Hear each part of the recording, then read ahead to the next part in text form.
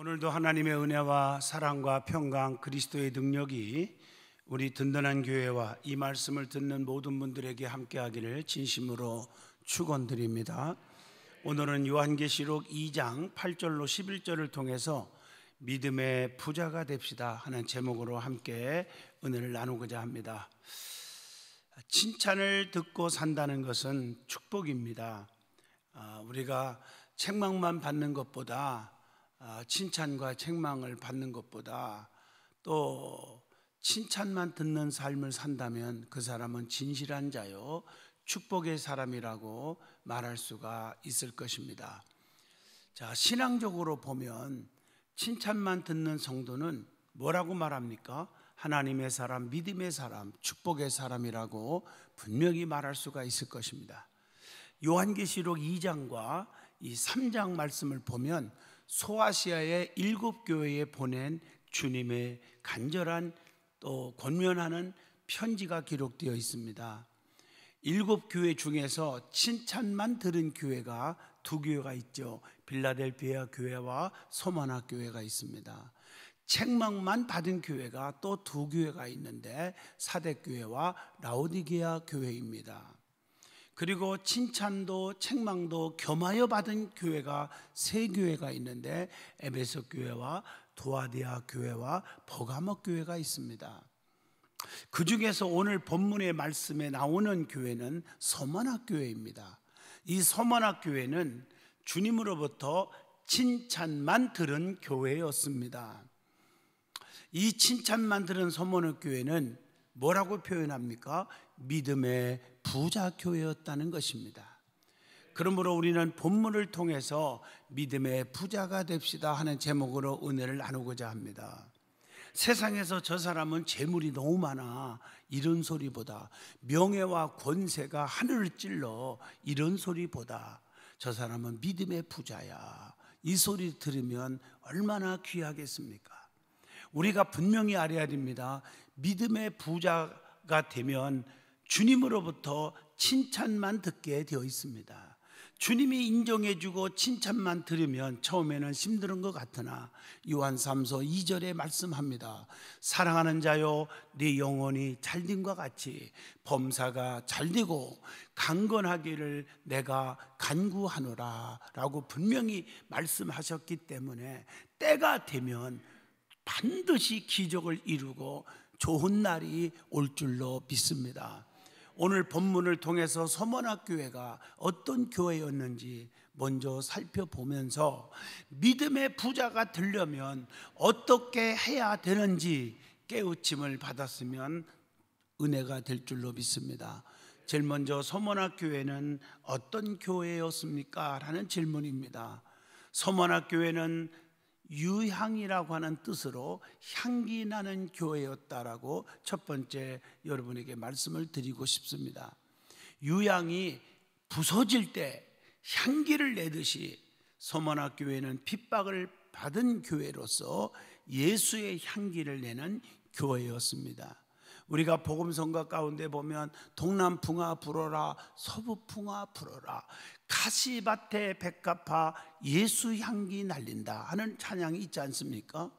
가시밭에 백합꽃 보세요. 태풍이 강풍이 불어오면 불어올수록 그냥 갈기갈기 가시에 찢기지만 찢길수록 향기는 천지진동하지 않습니까? 믿음의 사람들은 환난과 핍박과 고난 속에서도 주님의 향기를 더 진하게 나타내 보일 줄로 믿습니다. 그러므로 성도는 미랄이 될 때 많은 열매를 맺는 거 아닙니까?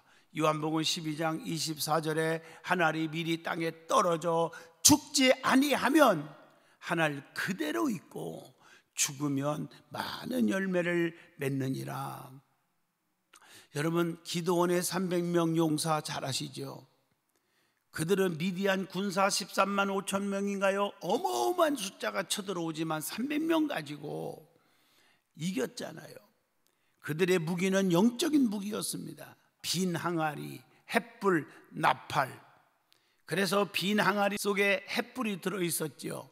빈 항아리를 동시에 깰 때 횃불이 나왔어요. 그게 성령의 역사입니다. 진리의 봉합니다. 그때 미디안 군사 13만 5천 명을 다 물리칠 수가 있었습니다. 서머나 교회는 순교자의 교회라고 하는 별명이 있듯이 신앙의 절개를 지킨 교회였다는 사실입니다. 이런 말씀들이 성경에 많이 나오잖아요. 다니엘서 6장 2절 보면 다니엘은 신앙의 절개를 지켜서 사자굴 속에 들어갔잖아요. 그런데 하나님이 머리털 하나 발톱 하나 상하지 않도록 지켜주신 줄로 믿습니다. 여러분, 사드락과 메섹과 아벳느고는 다니엘이 세 친구지요. 신앙의 절개를 지켰잖아요. 7배나 뜨거운 불문불 속에 들어갔지만 다니엘서 3장 28절 머리털 하나 상하지 않게 하나님이 보호하시고 지켜주셨습니다. 에스더 4장 16절 보시면 에스더는요, 죽으면 죽으리라 하는 믿음으로 왕 앞에 나아가서 민족을 구했습니다. 여러분, 내 하나가 죽어지고 희생하고 헌신함으로 내가 인내하고 내가 고통을 감내하면 수많은 영혼들이 구원받고 하나님의 기적을 보게 할 줄로 믿습니다. 두 번째, 서머나 교회는 믿음이 부유한 교회였다는 것입니다. 오늘 본문 9절의 말씀을 보면 내가 네 환난과 궁핍을 알거니와, 주님이 다 아신대요. 그러나 실상은 너는 가난뱅이가 아니야, 네가 부유한 자니라, 이렇게 말하고 있습니다. 물질적으로는 가난하지만 영적으로는 부유한 교회였습니다. 오늘날 많은 사람들이 믿음이 있다고 그러면서 좀 물질이 어렵다고, 가난하다고 부자들을 부러워하고 기죽고, 이건 대단히 위험한 신앙입니다. 성경은 강하고 담대하라, 자로나 오르나 취지 말라, 놀라지 말라, 나는 네 하나님이 됨이니라, 참으로 내가 너를 굳세게 하리라, 의로운 오른손으로 너를 붙잡아 주리라. 왜 하나님의 말씀을 의지한다고 그러면서 무엇 때문에 세상의 부귀영화를 부러워하십니까?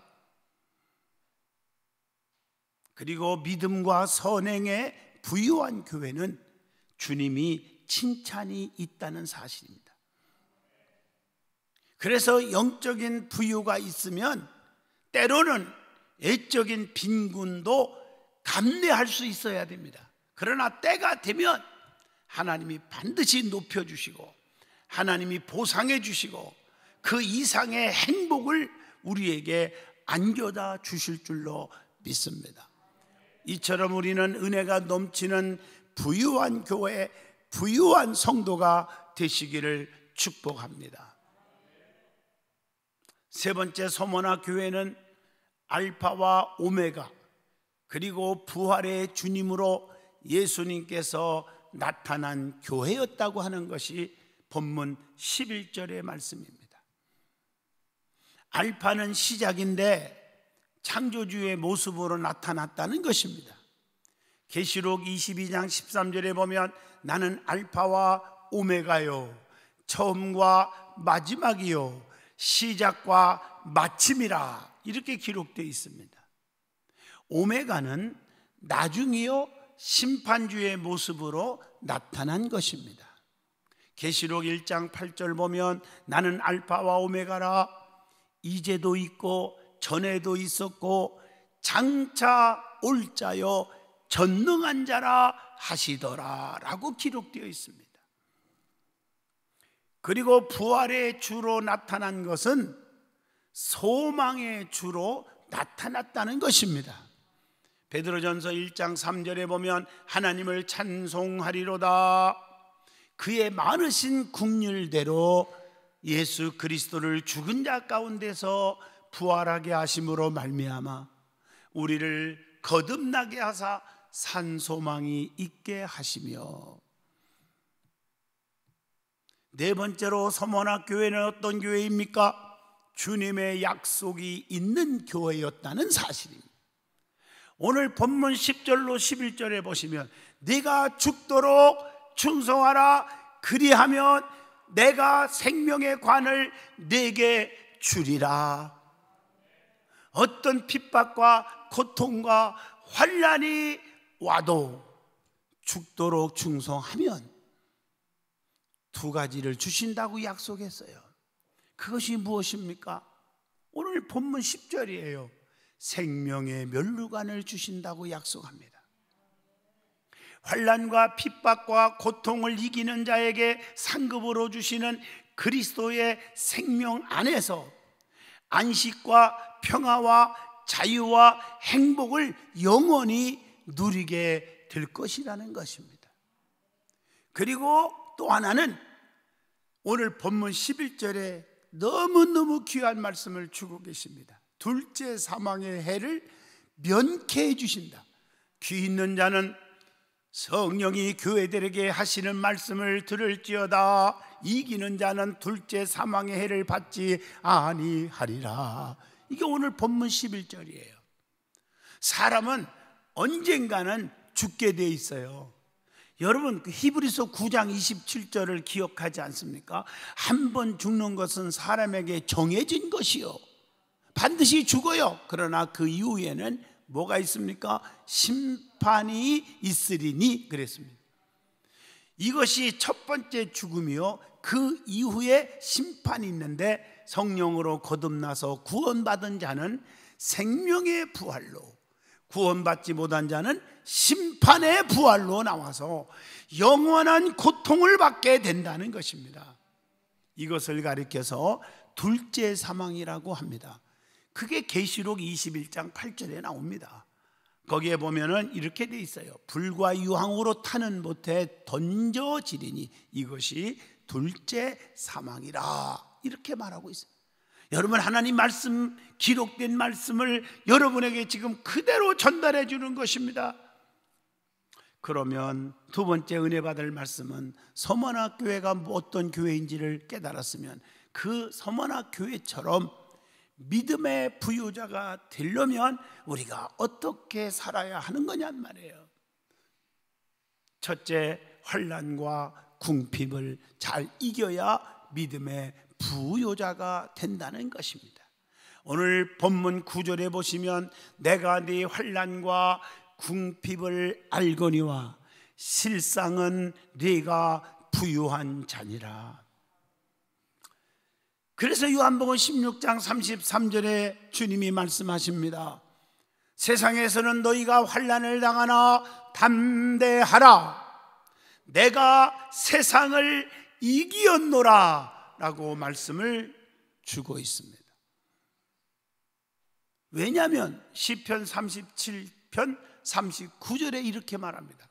의인들의 구원은 여호와로부터 오나니 그는 환난 때에 그들의 요새시로다. 하나님은 환난 때에 우리의 요새가 되어주시고 산성이 되어주시는 것입니다.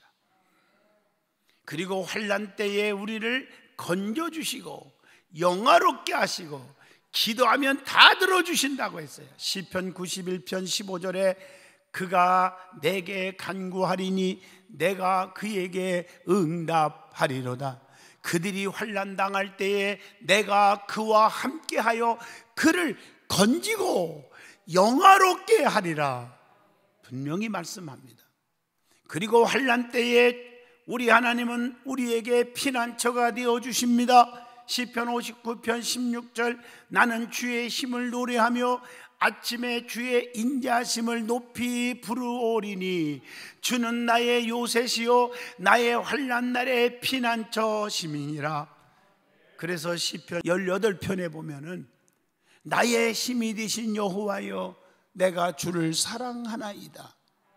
주는 나의 반석이시요 산성이시요 요새시요 구원의 뿌리시요 피할 바위시라고 고백을 하지 않습니까? 그 하나님이 저와 여러분의 하나님인 줄로 믿습니다. 여러분, 야곱은 에서가 죽인다고 군사들을 이끌고 온다고 할 때 죽자 그냥 포기하자 그러지 않았어요. 창세기 32장 24절로 26절 보면 약복 나루 위에 남아서 한두 뼈가 육을 뒤도록 하나님께 부르짖어서 해결을 받았습니다. 그러면 환난을 무엇으로 이겨야 합니까? 히브리서 11장 33절 믿음으로 나라들을 이기기도 하며, 요한일서 5장 4절 하나님께로부터 난 자마다 세상을 이기느니라. 세상을 이기는 이김은 이것이니 우리의 믿음이니라. 믿음으로 이기는 거예요. 로마서 8장 37절 사랑으로 이길 수가 있어요. 너희가 넉넉히 이기느니라 그랬단 말이에요. 그리고 요한일서 3장 3절 주를 향하여 소망을 가진 자마다 그의 깨끗함 신과 같이 자기를 깨끗하게 하시느니라. 소망으로 이겨야 합니다.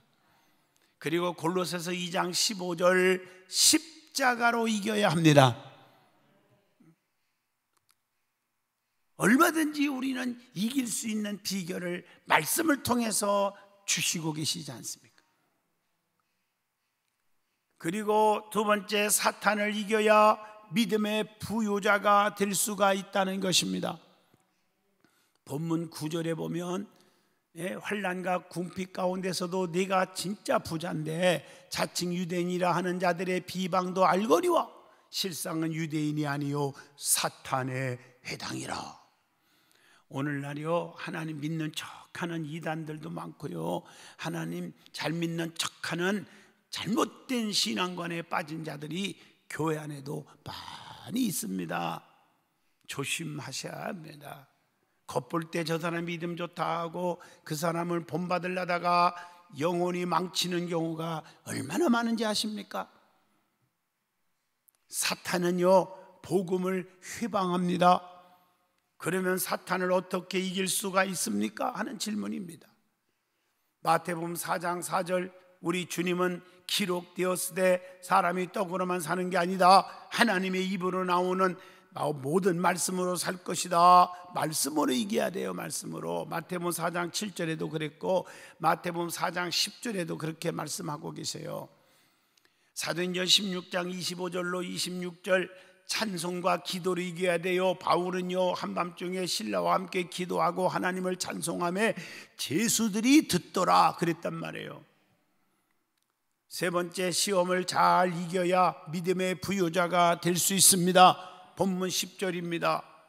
그래서 창세기 22장 1절로 3절처럼 절대 순종함으로 시험을 이길 수가 있어요. 아브라함은 이삭을 바치라고 하는 엄청난 시험에서 순종함으로 이겼단 말이에요. 그리고 인정에 끌리지 말고 끝까지 순종해야 돼요. 창세기 22장 6절에 또 다니엘서 6장 10절 보면 시험이 오면 즉시 무릎을 꿇어야 됩니다. 그러면 이길 수가 있어요. 시험이 오면 스가랴 8장 23절처럼 금식하며 우리 하나님께 간구하였더니 이렇게 나와요. 금식하며 기도하면 모든 환난과 시험을 핍박을 악한 영들 속에서 이길 줄로 믿습니다. 제가 오늘까지 3일 있으면 40일 끝나는데 금식을 하는데 너무너무 기뻐요. 저는요 하나님이요 우리 앞에 내 앞에 펼쳐지는 우리 든든한 교회 앞에 펼쳐지는 모든 걸림들이 싹 사라지고 디딤돌만 놔주시고 새술은 새 부대에 했으니 내 심령도 더 거듭나고 교회도 새롭게 또 다 탄생하고 그래서 놀라운 하나님의 영광을 받으시는 교회가 되게 하시고 능력으로 하나님 영광만 돌리는 종이 되게 해주시고 이게 다 응답으로 눈에 보이는 것 같아요. 너무 기뻐요. 사랑하는 성도 여러분, 하나님은 뭔가 보상해 주실 거예요. 반드시 저도 금식할 때마다 보상이 따랐어요. 뭔지 기대가 엄청나요 지금. 그리고 고난을 두려워하지 말아야 돼요. 네 번째, 그래야 믿음의 부요자가 된다는 거예요. 10절에 너는 장차 받을 고난을 두려워하지 말으란 말이에요. 그렇게 오늘 본문에 말씀하고 있어요. 그래서 영광을 받기 위하여 고난도 함께 받아야 된다고 로마서 8장 17절에 말씀하고 계십니다. 사도행전 5장 41절에 보면 능력받은 일을 기뻐해야 한다고 말씀하고 계셔요. 창세기 39장 21절에 보면요, 의롭게 살다가 고난받으면요 하나님이 함께 하셔요. 요셉의 얘기잖아요. 요셉이 의롭게 살려다가 고난이 왔지만 감옥에도 가고 의롭게 그 가정을 지켜주고 누명도 쓰고 감옥에 갔지만 하나님이 총리 만들어 주잖아요. 총리.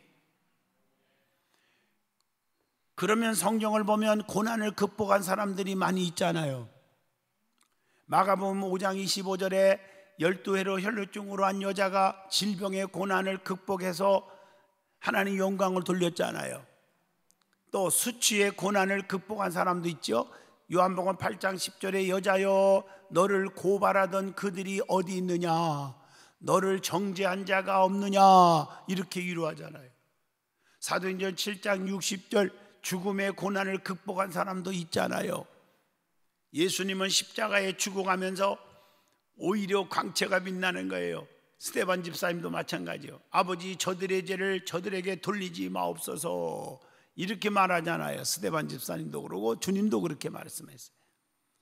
죽음을 다 극복해요. 또 복음을 위해 고난받은 것을 부끄러워하지 말아야 돼요. 디모데후서 1장 8절입니다. 현재의 고난은 장차 우리에게 나타날 하늘 영광과 비교할 수 없도다. 로마서 8장 18절에 그렇게 우리에게 위로하고 소망을 줍니다. 성도는 어떤 고난이 와도 고난을 받을 줄도 알아야 합니다. 그냥 여러분들이 좋은 날만 좋아하고 칭찬의 소리만 좋아하지 말고요, 고난이 올 때 그걸 다 극복하고 나에게 무슨 축복을 주시려고 이런 고난이 오는지요, 그게 믿음의 사람들의 바른 자세라고 생각합니다. 우리는 디모데후서 1장 8절 오직 하나님의 능력을 따라 복음과 함께 고난을 받으라, 복음으로 고난을 받을 줄 알아야 돼요. 고난이 온다고 복음을 저버립니까? 힘들다고 하나님의 복음을 듣지 않고 예배에 빠져야 되겠습니까? 디모데후서 2장 3절에 너는 그리스도 예수의 좋은 병사로 나와 함께 뭘 받으라? 고난을 받으라, 주님이 말씀했어요. 전도자로 고난을 받을 줄 알아야 돼요. 디모데후서 1장 11절에 그렇게 말씀했어요. 다섯 번째, 어떻게 믿음의 부요자가 될 수 있는지, 죽도록 충성함으로 될 수 있습니다.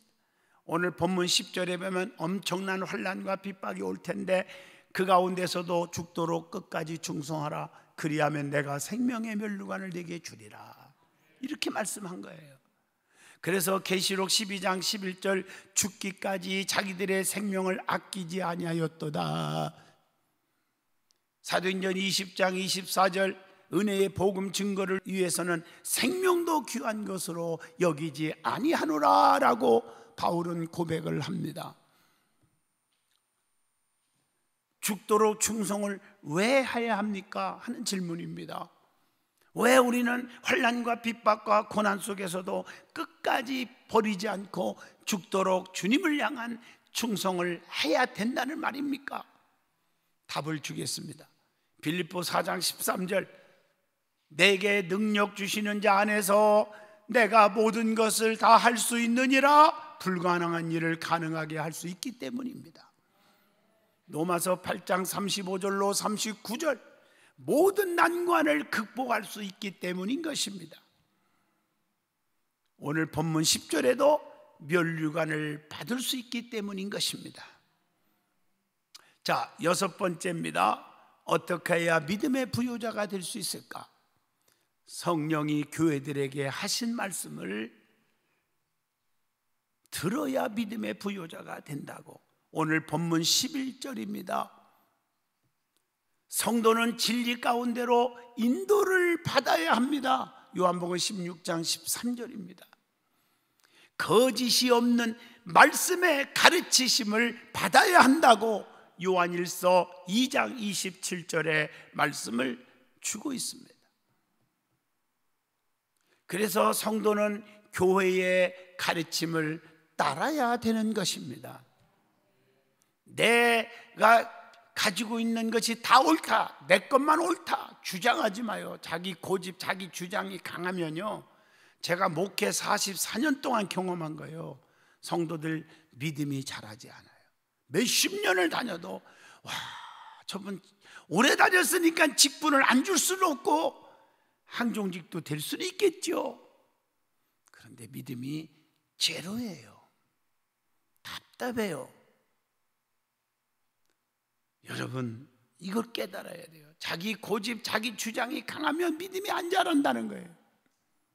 교회의 가르침은 말씀 안에서 교육하는 주의 종들의 말씀을 때로는 따라야 되는 것입니다.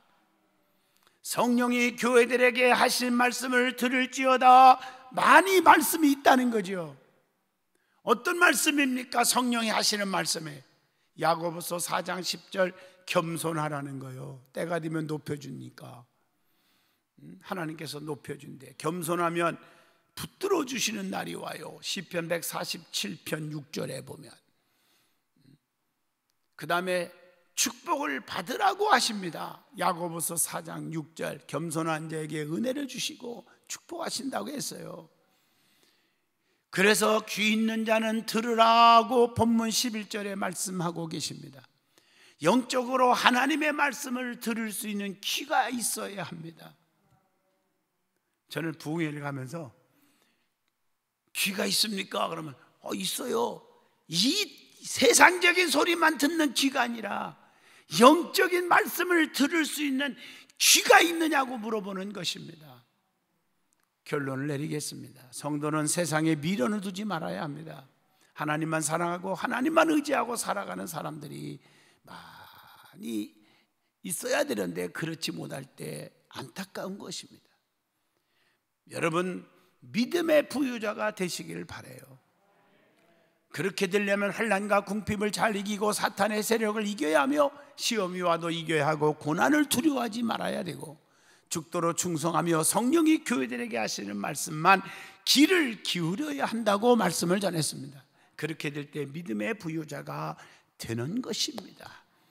이 세상에서 믿음의 부유자라고 하는 소리를 듣는 것이 진정한 축복인 줄로 믿습니다.